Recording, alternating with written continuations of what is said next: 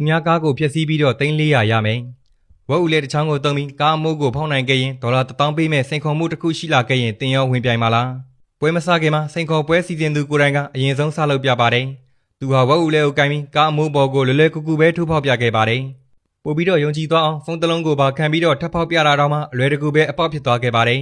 ဒါကိုမြင်တဲ့လူအုပ်ကြီးကတော့ဒါဟာလွယ်လွယ်ကူကူနဲ့ပတ်စံရနိုင်တဲ့အခွင့်အရေးပဲလို့ထင်ခဲ့ကြတယ်ဒါပေမဲ့တကယ်တမ်းအားအပြည့်သုံးသည်ဖြစ်စေတောင်အမျိုးမျိုးပြောင်းပြီးတော့ထိုးသည်ဖြစ်စေဘယ်သူကမှကားအမိုးကိုမဖောက်နိုင်ခဲ့ကြပါဘူး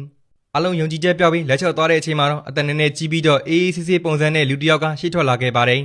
သူဟာဘာမှအချိန်မဆွဲဘဲနဲ့ဝက်ဦးလေးကိုကောက်ကင်ပြီးတော့တစ်ချက်တည်းနဲ့ဖောက်ကနေကားအမိုးကိုအောင်မြင်စွာနဲ့ထိုးဖောက်နိုင်ခဲ့ပါတယ်စိန်ခေါ်ပွဲကိုစီစဉ်တဲ့သူကလည်းသူ့ရဲ့ဂရီအတိုင်းအနိုင်ရသူကို$1000အပြည့်အဲ့ဒီနေရာမှာပဲချက်ချင်းပေးအပ်ခဲ့ပါတယ်ခင်ဗျာဗီဒီယိုလေးကိုအဆုံးထိလိုက်ပါကြည့်ရှုပေးတဲ့ပရိသတ်တယောက်ချင်းစီတိုင်းကိုလည်းကျေးဇူးအထူးပဲတင်ရှိပါတယ်နောက်ထပ်ဗီဒီယိုတွေမှာလည်းနောက်ထပ်ထူးဆန်းတဲ့အကြောင်းအရာတွေကိုရှာဖွေတင်ဆက်ရင်းနဲ့ပရိသတ်တို့စီကိုအမြန်ဆုံးပြန်လာခဲ့ပါမယ်ခင်ဗျာ